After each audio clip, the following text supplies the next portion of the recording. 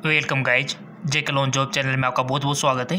Subscribe कीजिए जे clone job channel को और पाइए बायोलॉजी, फिजिक्स, केमिस्ट्री के multiple choice question daily non stop.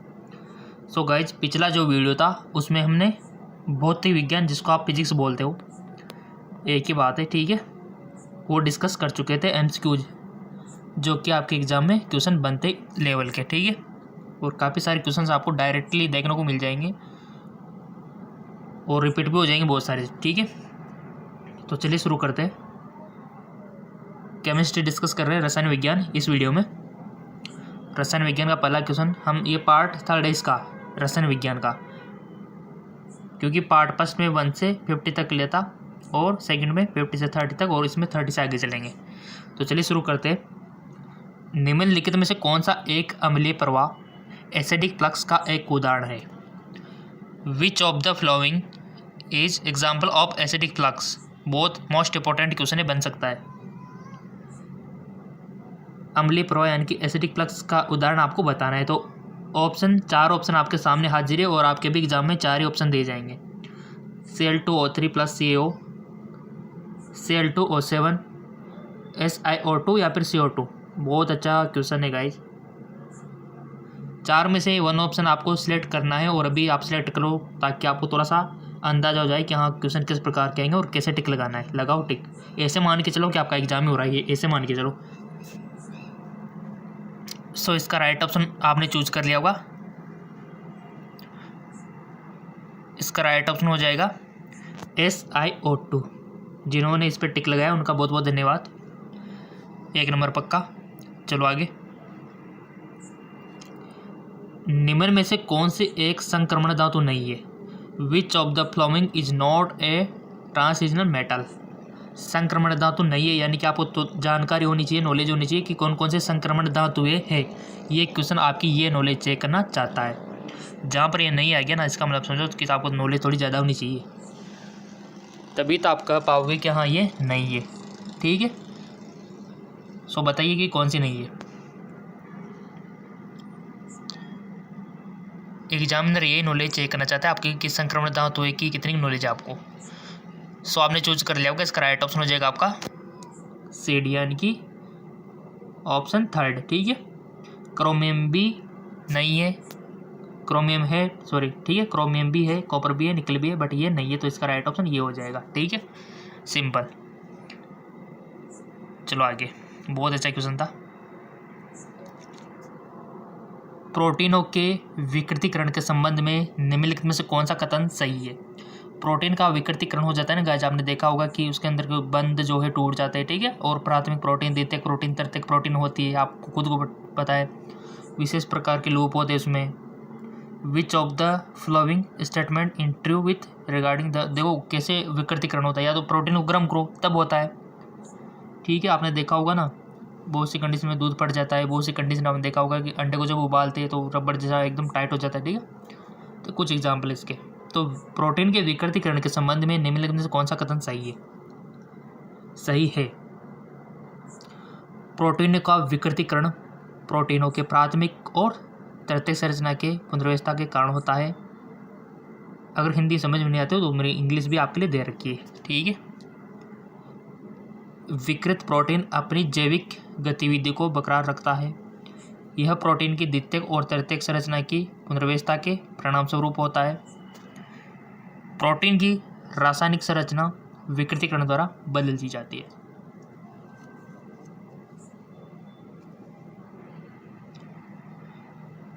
I hope आपने वैसे टिक लगाया होगा कि विकृतीकरण के संबंध में निम्नलिखित में कौन सा कथन सही है। सो इसका राइट ऑप्शन हो जाएगा आपका, यह प्रोटीन की द्वितीयक और तृतीयक संरचना की पुनर्व्यवस्था के परिणाम स्वरूप होता है। यह प्रोटीन की द्वितीयक और तृतीयक संरचना की पुनर्व्यवस्था के परिणाम स्वरूप होता है।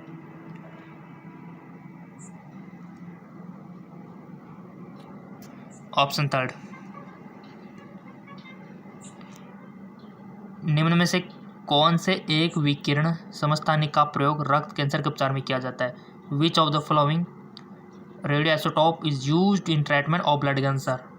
ब्लड कैंसर आप जानते हो कि WBC की मात्रा ब्लड में बढ़ जाती है और काफ़ी डेंजरस रोग है। ठीक है ना।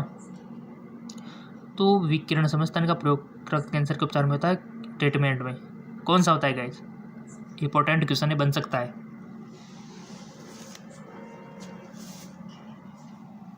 सो गाइस इसका राइट ऑप्शन हो जाएगा आपका P32, ठीक है, ऑप्शन थर्ड। अगला क्वेश्चन है 1 ग्राम पदार्थ का तापमान 1 केल्विन बढ़ाने के लिए आवश्यक ऊष्मा कहलाती है। The heat required to rise the temperature of 1 gram of substance by 1 K नौ। आवश्यक ऊष्मा कहलाती है विशिष्ट ऊष्मा या फिर एंथैल्पी या फिर तापीय धारिता या फिर गुप्त ऊष्मा। चैप्टर पढ़ा होगा ना आपने थोड़ा सा ऊष्मा से रिलेटेड, तो आपको आ जाएगा, कोई दिक्कत वाली बात ही नहीं है। और क्वेश्चन वही है जो आपके 11th और 12th में थे, कोई भी बाहर से नहीं है, ठीक है। और क्वेश्चन वही यहीं से बनते हैं आपको, कोई भी एग्जाम दो आप, चाहे आप पैरामेडिकल का दो, नर्सिंग का दो, ठीक है, फार्मेसी का दो, एग्रीकल्चर का दो, किसी का दो, डिप्लोमा एनिमल हस्बेंड्री का दो, यानी कि वेटनरी का दो, PMT का दो, क्वेश्चन यहीं से इसी लेवल के पूछे जाते हैं, ठीक है। PMT में थोड़ा हाई होता है, ठीक है, PMT तो बहुत ज़्यादा हाई लेवल होता है, कुछ कुछ क्वेश्चन आ जाते हैं इस टाइप के भी, बट PMT के अलावा जितने भी एग्ज़ाम है वो लेवल यही रहता है, ठीक है, क्योंकि वो PMT तो आपको जानते हो नीट तो ऑल इंडिया लेवल का एग्ज़ाम है, बहुत ही हार्ड। आपको आ गया होगा फिर इसका आंसर, ठीक है। आवश्यक ऊष्मा कहलाती है, तो इसका राइट ऑप्शन हो जाएगा विशिष्ट ऊष्मा, ठीक है। चलो आगे। वह ऑक्साइड जो हाइड्रोजन द्वारा अपचित नहीं होता। The oxide which not reduced by hydrogen, K2O, P4O10, Fe2O3 या फिर Ag2O। वह ऑक्साइड जो हाइड्रोजन द्वारा अपचित नहीं होता है, इसका राइट ऑप्शन हो जाएगा आपका K2O। बहुत ही अच्छा क्वेश्चन है, और क्वेश्चन तो मिलते रहेंगे जब तक आपके लाइक, हमको आपका प्यार मिलता रहेगा, लाइक के थ्रू ही आप रिप्रेजेंट करते हो अपने प्यार को, ठीक है। तो हम भी वीडियो आपके लिए बनाते रहेंगे, सारा काम निकाल के आपके लिए पहले वीडियो, ठीक है, और बाकी सब काम बाद में। वह यथार्थ अवस्था जिस पर अम्ल सारक अनुमापन यानी कि एसिड बेस ट्रांसलेशन में उदासीनीकरण ठीक पूर्व हो जाता है, तुल्यांक बिंदु, अनुमापन बिंदु, प्रतिलोमन बिंदु या फिर उदासीनीकरण बिंदु। इसका राइट ऑप्शन हो जाएगा आपका तुल्यांक बिंदु, ठीक है। चलो आगे। वे आकार जिनमें प्रोटीन अणु की एक लंबी पॉलीपेप्टाइड श्रृंखला उपस्थित होती है। The shape in which a long polypeptide chain of protein molecule exist of. Protein अणु की एक लंबी पॉलीपेप्टाइड श्रृंखला उपस्थित होती है, तो यहाँ पर ऑप्शन है आपके सामने alpha helix gamma pleated sheet या फिर alpha helix beta pleated sheet या फिर gamma helix beta pleated sheet या फिर beta helix alpha pleated sheet. Question ऐसे ही आएंगे, लैंग्वेज दोनों आएगी, ऑप्शन 4 आएंगे, टिक आप खुद लगाओगे वहाँ पर, तो यहीं पर सीख लो, टिक लगाना फायदे में रहोगे। प्रैक्टिस भी हो रही है, सीखने को भी मिल रहा है रोज निया, कितनी अच्छी बात है। सो इसका राइट ऑप्शन हो जाएगा आपका alpha helix beta pleated seat, ठीक है, अल्फा हेलिक्स और beta pleated seat. Alpha helix, देखो इसी क्वेश्चन में थोड़ा ध्यान देना चाहिए, बहुत सारे स्टूडेंट क्या करते हैं पहले वाला देख लेते, बाद का देखते नहीं है। दोनों चीज़ें देखनी है, एक तो अल्फा भी देखना है, बीटा भी देखना है, हेलिक्स भी देखना है और प्लेटेड सीट भी देखनी है, ठीक है।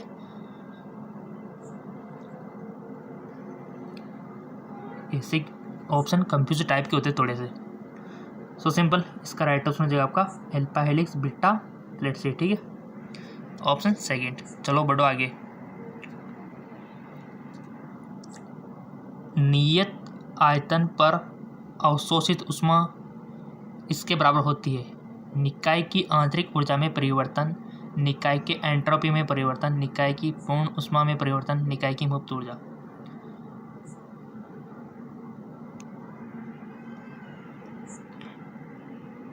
नियत आयतन पर अवशोषित ऊष्मा इसके बराबर होती है, किसके बराबर होती है? सिंपल, निकाय की आंतरिक ऊर्जा में परिवर्तन के, ठीक है, निकाय में आंतरिक ऊर्जा की परिवर्तन।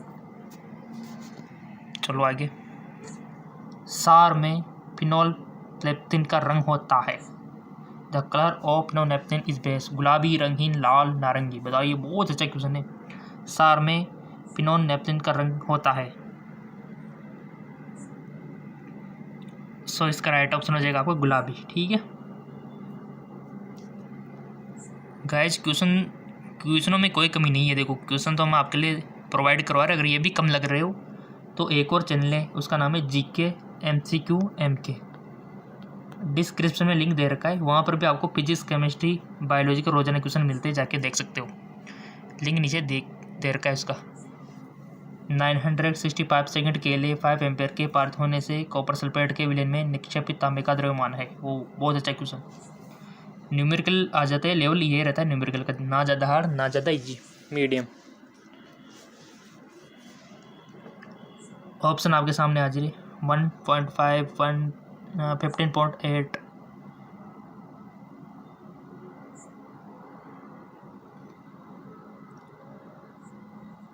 19.6, 4.825। सिंपल सी बात है, अगर इसको रफ पेज में ईमानदार से करोगे तो आपका आंसर आ जाएगा।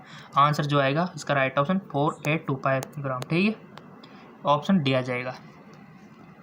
बढ़ो आगे।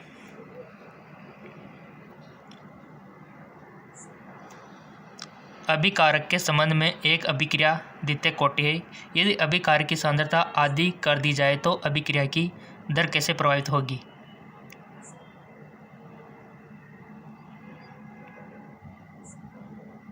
वन बाय 4 के तक घट जाएगी, 1/2 के तक घट जाएगी, 1/4 के तक बढ़ जाएगी, या फिर 1/2 के तक बढ़ जाएगी। बहुत अच्छा क्वेश्चन है, क्वेश्चन ऐसे बनते हैं और कोई भी कमी नहीं आएगी गाइज। क्वेश्चन ऐसे बनेंगे। लेवल आपको खुद को पता चल रहा है और स्कोप काफ़ी है आपके जो आप करने जा रहे हो, चाहे आप नर्सिंग कर रहे हो, चाहे आप पैरामेडिकल कर रहे हो, फार्मेसी कर रहे हो, या फिर कोई अदर कोर्स कर रहे हो एग्रीकल्चर में भी, यानी कि साइंस का जो डिपार्टमेंट है फुल स्कोप से भरा पड़ा है। आप तो नंबर लेके आ जाओ बस गवर्नमेंट कॉलेजेस में। और क्यों नहीं आएगा वैसे नंबर, आप रोजाना प्रैक्टिस कर रहे हो जेकलॉन जॉब चैनल से, तो आ जाएगा, श्योर है। सो इस बात पर इसका आंसर बन जाए कि अभिकारक के संबंध में एक अभिक्रिया द्वितीय कोटि है। यदि अभिकारक की सांद्रता आधी कर दी जाए तो अभिक्रिया की दर कैसे प्रभावित होगी? इसका राइट ऑप्शन है 1/4 तक के तक घट जाएगी। 1/4 के तक घट जाएगी। ठीक है, डिक्रीज। अगला क्वेश्चन है आपका। IUPAC नाम तो सबको आता है ना गाइज, बता देना अगर नहीं आया तो हम आपको सिखा देंगे। निम्न यौगिक का IUPAC नाम, the IUPAC name of following compound. इसका IUPAC नाम आपको बताना, ये जो दिख रहा है ना आपको, इसका और आना चाहिए इसके बारे में। देखो क्वेश्चन बनता है IUPAC नाम से और इसके ऑप्शन दे रखे हैं कि ये एक्चुअल में है क्या। ये 4 ऑप्शन है। ईमानदार से गाइज बता दो, ईमानदार से आप तो, ठीक है, कोई शर्माने वाला बात नहीं है। गलत भी जाएगा तो आपको खुद को पता है, ठीक है, और किसी को नहीं। बट आपके अंदर की ईमानदारी को खोना मत कभी, ये बात ध्यान रखना गाइस। अगर अपने ईमानदारी को बनाए रखते हो तो आप कितनी भी ऊंचाइयों तक जा सकते हो, उसमें कोई शक की बात नहीं है। ठीक है, अगर चीटिंग करते हो वो अपने आप के साथ धोखा करना होता है। ठीक है, तो बताइए ईमानदार से कौन सा ऑप्शन सही इसका, बताओ आराम से, कोई दिक्कत नहीं, 5 सेकंड का टाइम है। जो भी आपने पढ़ा है 11th 12th में, बस वही क्वेश्चन है ये गाइज, उसी लेवल के हम आपको दे रहे हैं क्वेश्चन, MCQ बना के, और ऐसे क्वेश्चन आपके बनेंगे। आई होप आपने 1 ऑप्शन सेलेक्ट कर लिया होगा। कोई बात नहीं, किसी ने ये किया होगा, किसी ने ये, बट अपने अंदर की गलत फैमिली तो दूर हो जाएगी भी। लेट मी चेक इस right option. 1,4,4 tri methyl cyclohexane 1 in simple. ठीक है, और जिन्हों को ये सही था उनका बहुत बहुत धन्यवाद, और जिनको नहीं था तो कृपया करके IUPAC नाम पढ़िएगा, फॉर्मूले पढ़िएगा। अगर फिर भी आपको समझ में नहीं आता है तो वीडियो बनाने के लिए रिकमेंड कर सकते हो कमेंट में कि हमको IUPAC नाम लिखना सिखाओ, हम सिखाएंगे 100%, और ऐसा सिखाएंगे कभी भूलोगे नहीं। ठीक है, चलो आगे। वैसे आता होगा, अगर नहीं आता है तो कोई दिक्कत नहीं, कमेंट कर देना। और अगर ज़्यादा प्रॉब्लम हो, कोई कंफ्यूजन हो, कोई बात पूछनी हो तो इंस्टाग्राम पे 100% आप पूछ सकते हो, इंस्टाग्राम और फेसबुक पे। इमरजेंसी कुछ ज़्यादा ही पूछना हो तो इंस्टाग्राम पे पूछ लेना है, 100% जवाब आपको मिलेगा, ठीक है। और फॉलो करके रखना ताकि हम आपका और हमारा कम्युनिकेशन होता रहे, ठीक है। लिंक नीचे दे रखा है फेसबुक इंस्टाग्राम का। दिए गए योगी का आईयूपी से नाम है। एक और क्वेश्चन आ गया, बन जाता है, काफ़ी सारे क्वेश्चन बन जाते हैं 2-3 ऐसे, ठीक है। सो आईयूपी से नाम आना जरूरी है। केमिस्ट्री का तो यही है मोस्ट इम्पोर्टेंट, ठीक है। थोड़ा सा एडजस्ट कर लेते हैं। तो आपको ईमानदार से बताना कि आईयूपी से नाम क्या है इसका। आपके जो 11th 12th में जो पढ़ाया होगा आपने, अवश्य सिखाया होगा किसी ना किसी ने, ठीक है। अगर फिर भी कोई कंफ्यूजन कोई शक है तो कमेंट कर देना।